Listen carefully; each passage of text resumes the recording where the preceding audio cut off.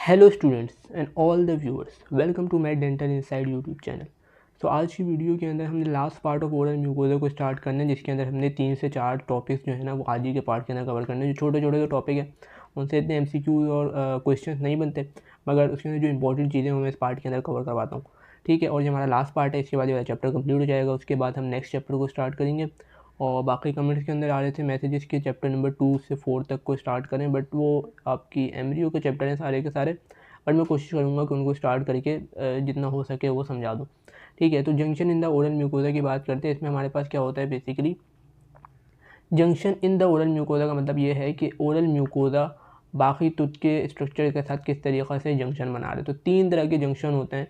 पहला हमारे पास है म्यूकोकुटेनियस जंक्शन, नाम अच्छे से पता होने चाहिए, म्यूकोजिंजिवल जंक्शन, एंड लास्टली है डेंटोजिंजिवल जंक्शन। देखो नाम से जाहिर हो रहा है, म्यूकोकुटेनियस मीन ओरल म्यूकोजा का किसके साथ जंक्शन होगा, कुटेनियस का मतलब होता है स्किन, तो between the skin and the mucosa क्या होगा, वो लिप्स वाला हो जाएगा। ठीक है, दूसरा है mucogingival junction, means oral mucosa का जिंजिवा के साथ, ठीक है, between the gingiva and the alveolar mucosa, and the dentogingival junction between the gingiva and the tooth. जिसमें सबसे ज़्यादा इंपॉर्टेंट जो है ना वो ये है लास्ट वाला डेंटोजिंजिवल जंक्शन। क्यों सबसे ज़्यादा इंपॉर्टेंट है या क्यों सबसे ज़्यादा इसमें ज़्यादा कॉम्प्लिकेशन इस वजह से हैं, क्योंकि वहाँ पे इन्फ्लेमेटरी सेल्स और डेब्री वगैरह बैक्टीरिया वगैरह जमा होते हैं, और फिर जो पॉकेट डेप्थ होती है वो आपकी रिड्यूस होना शुरू हो जाती है। तो ये सबसे ज़्यादा जो है वो इंपॉर्टेंट है। कौन सा जंक्शन, डेंटोजिंजिवल जंक्शन। अब सबसे पहले हम स्टार्ट करते हैं म्यूकोकुटेनियस जंक्शन। देखो नाम से पता है, नाम से पता चल रहा है किसके दरमियान है, म्यूको मीन्स म्यूकोजा और स्किन के दरमियान। ठीक है, the skin which contain hair follicles, sebaceous and sweat gland is continuous with the oral mucosa at the lips। मैंने बात की किस जगह पे होगा, लिप्स होती हैं। दूसरी तरफ एल्व्यूलर म्यूकोजा यानी ओरल म्यूकोजा होती है, एल्व्यूलर म्यूकोजा यहाँ पे होती है स्किन। ठीक है, at the mucocutaneous junction is the transitional region where appendages are absent except for the few sebaceous gland। सारी बातें पुरानी वाली रिपीट हो रही है, मैंने बता चुका हूँ पहले भी। The epithelium of this region is keratinized but thin, with long connective tissue papilla containing capillary loop। Their arrangement bring the blood close to the surface and account for। अच्छा, एक चीज़ इसके अंदर जो होती है वर्मिलियन जोन या vermilion border. मैं diagram में इसको दोबारा से बताता हूँ, इससे पहले मैंने डायग्राम बताई थी। और वो लाइन जो वर्मिलियन जोन को सेपरेट कर रही होती है बाय हेयर बियरिंग स्किन, उसे हम क्या कहते हैं, वर्मिलियन बॉर्डर कहते हैं। यंग लोगों के अंदर ये बहुत ज़्यादा शार्पली डिमार्केटेड होता है, मगर जैसे जैसे लोग जो होते हैं वो अल्ट्रावायलेट रेडिएशन के साथ जो है सनलाइट के साथ उनका एक्सपोजर होता है, तो ये क्या होता है, बेसिकली डिफ्यूज़ हो जाता है और पुअरली डिफाइंड हो जाता है। Because the vermilion zone lacks salivary gland and contain only a few sebaceous gland, it tends to dry out often becoming crackle and sore in. सीधी सी बात है, यहाँ पे कोई लाइवरी ग्लैंड नहीं होता, पता है आप सबको, लिप्स के पास कोई नहीं होता। इसकी वजह से जब कोल्ड वेदर होता है तो इसमें क्या होता है, क्रैक्स पड़ना शुरू हो जाते हैं। Between the vermilion zone and the thicker non-keratinized labial mucosa is an intermediate zone covered by parakeratinized epithelium. In infant, this region is thickened and appear more opalescent, with represent an adaptation to suckling called suckling pad। अच्छा, बीच में एक intermediate zone होता है, उसकी diagram में तुम लोगों को दिखाता हूँ अगर बनी हुई हुई यहाँ पे तो। सो फिगर 1232 के ऊपर चलते हैं, उसकी डायग्राम ऊपर थी ये मैंने डायग्राम पहले भी तुम लोगों को कवर करवाई थी। क्या होता है, ये आपकी लेबियल म्यूकोजा। ठीक है, ये लेबियल म्यूकोजा, यहाँ पे एक इंटरमीडिएट जोन है। इंटरमीडिएट जोन में हमारे पास क्या होगा, सकलिंग पैड। ठीक है, इसका दूसरा नाम क्या है, सकलिंग पैड भी है, सकलिंग पैड, क्योंकि वहाँ पे बेसिकली वो इन्फेंट्स के अंदर होता है। ठीक है, उसके बाद एक है वर्मिलियन जोन। वर्मिलियन जोन किसके दरमियान होगा, लेबियल म्यूकोजा और स्किन, यानी कि जो आपकी लिप्स वगैरह होंगी, लिप्स होंगी और उसके बाद में स्किन होगी, तो उन दोनों के दरमियान जो जोन है वो क्या है, वर्मिलियन जोन है। अच्छा, अब देखो तो सलाइवरी ग्लैंड कहाँ पर है, सलाइवरी ग्लैंड आपकी लेबियल म्यूकोजा की साइड के ऊपर है। यहाँ पे कोई भी सलाइवरी ग्लैंड नहीं है वर्मिलियन जोन पे, तो तभी ये क्या होती है, बहुत ज़्यादा क्रैक वगैरह पड़ जाते हैं कोल्ड वेदर के अंदर इसमें। बाकी हेयर फॉलिकल्स स्किन में नजर आते हैं और यहाँ पे मसल है। तो अगर आप डिफरेंस बताओ तो डिफरेंस के अंदर क्या होगा, लेबियल म्यूकोजा की तरफ क्या होंगे, सलाइवरी ग्लैंड होंगे। वर्मिलियन जोन के पास कोई सलाइवरी ग्लैंड नहीं होगा। स्किन के पास क्या होंगे, हेयर फॉलिकल्स और अपेंडेजेस होंगे। ठीक है, तो ये इतना वो नहीं है, बट आपको ये 3-4 जो वर्ड्स हैं इसके पता होने चाहिए। पहली बात ये है कि आपको ये पता होना चाहिए कि कोई भी सलाइवरी ग्लैंड नहीं होता कहाँ पे, लिप्स के पास या वर्मिलियन जोन के पास। दूसरी बात ये है कि जो स्किन अपेंडेजेस होते हैं वो एल्व्यूलर म्यूकोजा में नहीं होते। इस सकलिंग पैड का पता होना चाहिए कहाँ पे होता है, इंटरमीडिएट जोन के अंदर होता है। ठीक है,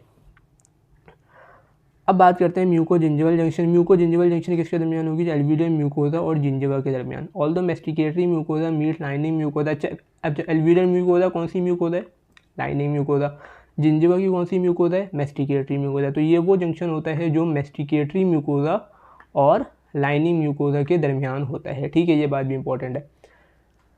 more is abrupt than the junction between attach gingiva. अच्छा, होता है ये जिंजिवा और एल्वियोलर म्यूकोजा को जंक्शन है। मैं इसकी पिक्चर दिखाता हूँ। This junction is defined clinically but a slight indication called mucogingival groove and the changes from the bright pink of the alveolar mucosa to the paler pink of the gingiva. इसको कैसे पहचानोगे मैं इसको बता दूँ। इसकी diagram बिल्कुल शुरू में। ठीक है, तो इसकी डायग्राम के ऊपर हम लोग चलते हैं। सो बेसिकली ये आपको डायग्राम नजर आ रही है किसकी? म्यूको जिंजिवल जंक्शन की। ठीक है, म्यूको जिंजिवल जंक्शन के अंदर ये जो नीचे है वो एल्वियोलर म्यूकोजा है। ठीक है, और जो ऊपर वाला पार्ट है ये जिंजिवा है। ठीक है, अब देखो जो पेलर पिंक कलर है वो कौन सा है? जिंजिवा का है। ठीक है, और जो ब्राइट पिंक कलर है वो किसका है? एल्वियोलर म्यूकोजा का। तो इन दोनों के दरमियान जो जंक्शन नज़र आ रहा है वो क्या है? Muco gingival junction. नीचे एल्वियोलर म्यूकोजा है, उसके नीचे लेबियन म्यूकोजा होगी। एल्वियोलर म्यूकोजा वो म्यूकोजा होती है जो बेसिकली बोन के पास होती है, और ऊपर आपको जिंजिवा नज़र आ रहा है। ठीक है, तो यहाँ पे जो जंक्शन नज़र आ रहा है ये जंक्शन, ये दोनों जो आपस में मिल रहे हैं इसे हम क्या कहते हैं? म्यूको जिंजिवल जंक्शन कहते हैं। सिंपल सी बात है, इतनी कोई मुश्किल बात नहीं है इसके अंदर। ठीक है,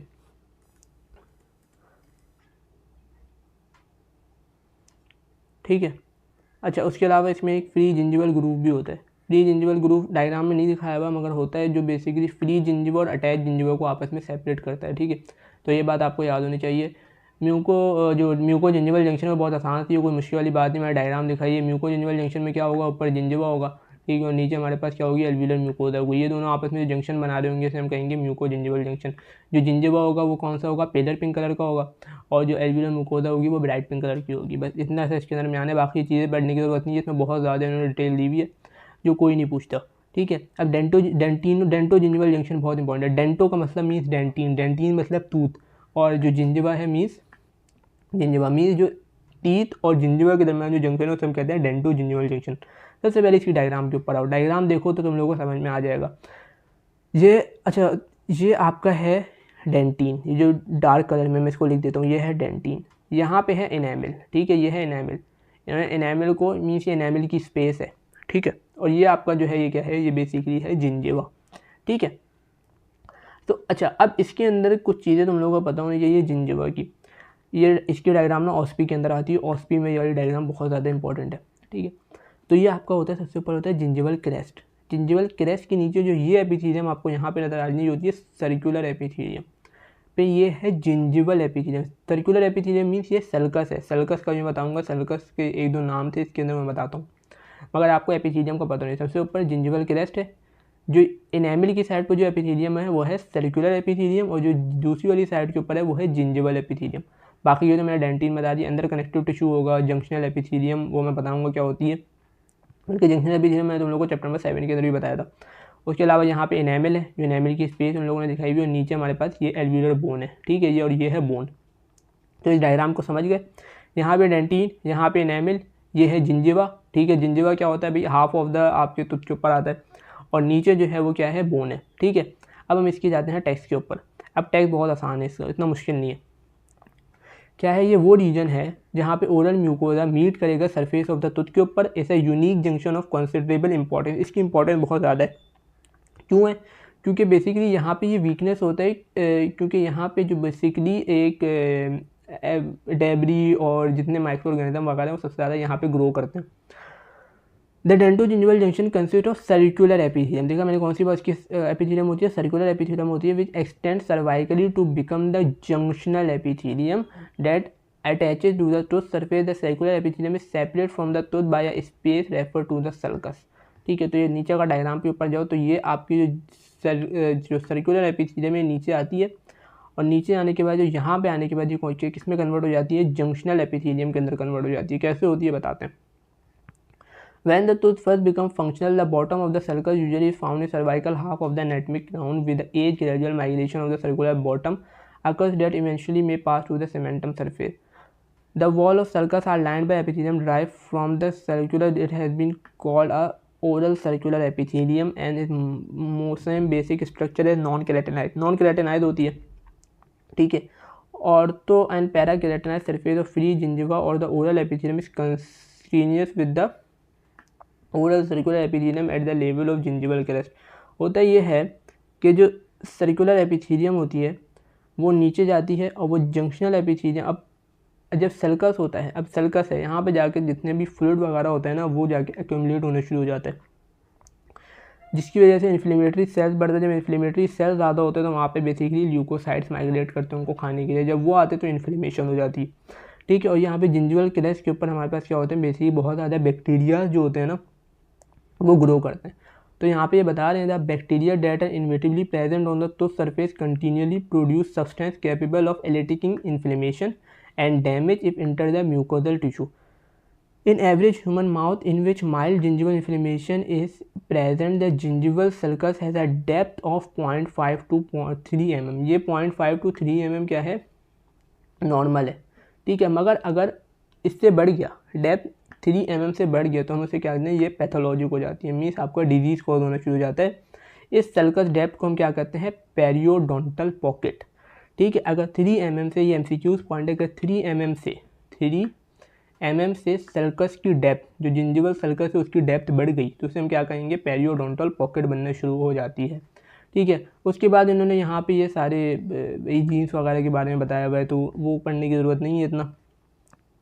लास्टली हम एक और चीज़ को स्टार्ट करते हैं इसके अंदर, वो है कोल। अच्छा, उसके बाद इन्होंने एक कनेक्टिव टिश्यू कंपार्टमेंट बताया। कनेक्टिव टिश्यू कंपार्टमेंट का सिर्फ एक डिफरेंस ये होता है कि इसके कनेक्टिव टिश्यू में आपको क्या होंगे, इन्फ्लेमेटरी इन्फिल्ट्रेट नजर आएंगे, किसमें, डेंटो जिंजिवल जंक्शन में। बाकी सारी चीज़ें सेम है। अब जब इसके अंदर ये चीज़ें नज़र आती हैं तो बेसिकली इसका जो डिफरेंस होता है वो इंपॉर्टेंट होता है for the pathogenesis of periodontal disease. Periodontal disease के अंदर जो हम पेरियोडोंटल सर्जरी वगैरह करते हैं वो इसी की करते हैं, क्योंकि यहाँ पे हमारे पास जो होती है वो पॉकेट डेप्थ ज़्यादा हो जाती है तो उसको बेसिकली हम उसकी सर्जरी करते हैं। उसके अलावा जो इंपॉर्टेंट चीज़ है इस पार्ट के अंदर वो है कोल। कोल क्या होता है, The previous description of the dentogingival junction applies to all surface of the tooth, even though interdentally the gingiva seems to be different। जो interdentally होता है ना, मीन्स ये वाला जिंजिवा, सही, ये तो आपका दांत है, इसके बाहर ये वाला जिंजिवा है, ठीक है। अब ये दांत आपका ये टीथ के साथ मिल रहा है तो ये कौन सा जंक्शन हुआ, डेंटो जिंजिवल जंक्शन, ठीक है। मगर अगर दांत को हटा दो तो इसके अंदर भी एक जिंजिवा है जहाँ पे दांत जाके लग रहा है ना, तो वो क्या है, उसे हम कहते हैं कोल। तो ये आपका जो ये वाली साइड है ना, ये दांत होगा इसके ऊपर, बट ये वाली साइड क्या है, ये है कोल। अब ये बता रहे हैं कि जो कोल है, interdental gingiva appear to be outline of a col और depression with buccal and lingual peak grading. Col epithelium is identical to junctional epithelium as the same origin from the enamel epithelium. अगर किसी को नहीं पता junctional epithelium क्या है तो वो चैप्टर नंबर 7 की वीडियो से जाकर देखें, उसमें मैंने इसको डिटेल में बताया हुआ है क्या होती है जंक्शनल एपिथेलियम, किससे बनती है, क्या क्या होते हैं, कौन से आपके सेल्स आते हैं। And it replace gradually by continuing cell division. No evidence indicate that the structure element of the col increase vulnerability in periodontal disease. Rather, the incidence of gingivitis interdentally is greater than in other areas because the contour between the teeth allow bacteria, food debris and plaque to accumulate in this location। Common sense की बात है। देखो यहाँ पे अब ये periodontal pocket बनना शुरू होगी, जो डेब्री वगैरह होगा वो यहाँ पे आके एक्यूमुलेट होना शुरू हो जाएगा। जहाँ यहाँ पे जगह खाली होगी, टीथ है, यहाँ पे पूरा टीथ होता था पहले, पर वहाँ पे क्या बन गई, पॉकेट बन गई। मीन्स ये जो आपका जिंजिवा था वो थोड़ा सा बाहर की तरफ आ गया, ये पॉकेट बन गई। तो यहाँ पे सारे के सारे डेब्रीज वगैरह आके जमा होते हैं इस कोल की साइड के ऊपर, उसे हम कहते हैं क्या, वहाँ पे इन्फ्लेमेशन शुरू हो जाती है। तो कोल क्या होता है, कोल कुछ भी नहीं होता, वो जिंजिवा जो इंटरडेंटली प्रेजेंट होता है उसे हम क्या कहते हैं, कोल कहते हैं। Interdental gingiva appear to have outline of a col और डिप्रेशन। कोल कुछ भी नहीं होता, एक डिप्रेशन होती है, तो ये डिप्रेशन आपको दिखाया हुआ, इसे हम कहते हैं कोल। ब्लड सप्लाई की बात करो तो ब्लड सप्लाई आपकी जो होती है वो डेंटो जिंजिवल जंक्शन की वो इंटर एल्वियोलर आर्टरीज से आ रही होती है, इसको एक दफ़ा पढ़ लेना, इतने डिटेल में जाने की ज़रूरत नहीं है। बाकी पेरियोडोंशियम की मैंने ब्लड सप्लाई को बताया था, 3 तरह के जोन्स होते हैं, एक वो जो पेरियोडोंटल लिगामेंट से आ रही होती है साइड से, एक वो जो जिंजिवा से आ रही होती है, और एक वो जो जिंजिवा जो होता है वो तुत की साइड तरफ होता है। 2 आपकी जिंजिवा से आ रही होती हैं और एक आपकी आ रही होती है पीडीएल से, ठीक है। एक पीडीएल से आ रही है और 2 जिंजिवा से आ रही है। जिंजिवा से कैसे आ रही है, एक वो जिंजिवा जो ओरल कैविटी की साइड है वहाँ से आ रही है और दूसरा जिंजिवा जो तुत की साइड है वहाँ से आ रही है। बाकी इसकी कोई डायग्राम नहीं है। बाकी अगर इसकी नर्व सप्लाई की बात करो तो नर्व सप्लाई आपकी अगर ऊपर है तो इंफ्रा ऑर्बिटल आर्टरी से आ रही होगी, पैलेटाइन आर्टरी से, लिंगुअल से, मेंटल से, बक्कल नर्व्स। नाम याद करने की ज़रूरत नहीं, बस एक दफ़ा पढ़ के चले जाना, बाकी इससे MCQ नहीं बनते। बाकी डेवलपमेंट ऑफ ओरल म्यूकोजा की बात करें तो डेवलपमेंट इसकी थोड़ी सी इंपॉर्टेंट है, इसमें कुछ चीज़ें इंपॉर्टेंट है। आपको ये पता होना चाहिए कि एक्टोडर्मल ओरिजिन कौन सा होता है और एंडोडर्मल ओरिजिन कौन सा होता है, बस ये मोर देन इनफ है। आप तुम लोगों को ये पता है कि जो ओरल कैविटी होती है, ओरल कैविटी हमारे पास कैसे बनती है, जब हमारे पास जो बक्कोफेरेंजियल मेम्ब्रेन होती है वो रप्चर होती है। कब? 26 डे ऑफ गेस्टेशन के ऊपर। जब ये रप्चर होती है तो बेसिकली जो एम्ब्रियोनिक स्टोमोडियम है वो किसके साथ बेसिकली फ्यूज़ हो जाती है, फोरगट के साथ फ्यूज़ हो जाती है। अब जो एंडोडर्मल ओरिजिन होती है वो कौन कौन सी होती है? टंग होती है, एपिग्लोटिस होती है और फेरिंक्स होती है। ये कहाँ से आती है? एंडोडर्म से आती है। एंडोडर्म में बेसिकली ब्रेंचियल आर्चेस से आती है। और जो एक्टोडर्मल ओरिजिन होती है वो क्या होती है? पैलेट होता है, चीक होता है और जिंजिवा होता है। इनके नाम तुम लोगों को अच्छे से रटे हुए होने चाहिए। ये क्वेश्चन पूछते हैं पेपर के अंदर कि एक्टोडर्मल ओरिजिन बताओ और एंडोडर्मल ओरिजिन बताओ, ठीक है। बाकी उसके बाद ये लिंगुअल एपिथीलियम की बात कर रहे हैं कि वो कब होती हैं? 7 वीक ऑफ गेस्टेशन में होती हैं। सर्कमविलेट और फॉलिएट पेपला सबसे पहले अपेयर आना शुरू हो जाते हैं। ये याद हो तो अच्छी बात है, नहीं भी हो तो कोई मसले वाली बात नहीं है। फीलिफॉर्म पेपला की बात करो तो वो कब आते हैं? 10 वीक ऑफ गेस्टेशन में आते हैं। 10 to 12 week of gestation the further lining and masticatory mucosa show some stratification of the epithelium. इसमें कोई समझाने वाली बात नहीं है, रट्टा ही है सारा का सारा कि 7 वीक में कौन सा पेपला आ रहा है, 10 to 12 वीक में कौन सा आ रहा है। तो ये अगर अच्छे से याद हो जाए तो अच्छी बात है, वरना इतना चूँकि इससे मैंने नहीं देखा कि डेवलपमेंट से कोई पेपर में कोई सवाल आ रहा हो, ठीक है। तो ये सारी डेवलपमेंट की बात थी। लास्टली इस चैप्टर के लास्ट पार्ट को स्टार्ट करते हैं, वो है एज चेंजेस। एज चेंजेस के अंदर अगर बात करें तो ये छोटा सा पार्ट है। अच्छा, इसके अंदर मैंने एक चीज़ तुम लोगों को पहले बताई थी, वो थी हेयरी टंग। हेयरी टंग भी ना इसी के अंदर आ जाती है कि जब आपके जो बेसिकली पेपला जो होते हैं वो ज़्यादा हो जाते हैं। उसके अलावा अगर बात करो तो oral mucosa of the elderly person often has smoother and drier surface than the younger individual and may be describe as atrophic और friable, but these changes likely represent the cumulative effect of the systemic disease medication both rather। अब आपको पता है अगर आप medication use करते हो तो आपका मुंह ड्राई होना शुरू हो जाता है, किसी सिस्टमिक डिजीज़ की वजह से, डायबिटीज़ वगैरह की वजह से आपका जो है वो कोई इंजरी हुई तो उसको हीलिंग में प्रॉब्लम होती है। सही, तो इसी वजह से हमारे पास जो होती है वो ओरल म्यूकोसा थोड़ी सी ख़राब होना शुरू हो जाती है। हिस्टोलॉजिकली बात करें तो थिनर होना शुरू हो जाती है, स्मूथनिंग होना शुरू हो जाती है। डॉर्सम ऑफ द टंग में हमारे पास जो फिलीफॉर्म पेपला है वो कम होना शुरू हो जाते हैं और स्मूथ ग्लॉसी अपीयरेंस आना शुरू हो जाती है, ठीक है। उसके अलावा अगर आयरन की डेफिशिएंसी है या विटामिन बी की डेफिशिएंसी है तो भी आपके पास यही चेंजेस आना शुरू हो जाते हैं। जो पेपला होते हैं वो रिड्यूस होना शुरू हो जाते हैं, सही है। और जो बेसिकली फंगी फॉर्म पेपला होते हैं, फिलीफॉर्म पेपला जो होते हैं वो रिड्यूस होना शुरू हो जाते हैं और फंगी फॉर्म पेपला ज़्यादा होना शुरू हो जाते हैं। तो ये अगर मेटाबॉलिक एक्टिविटीज़ की बात करें तो बेसिकली एक एक्शन टर्म है केवियर टंग। केवियर टंग का मैं बताता हूँ क्या होती है।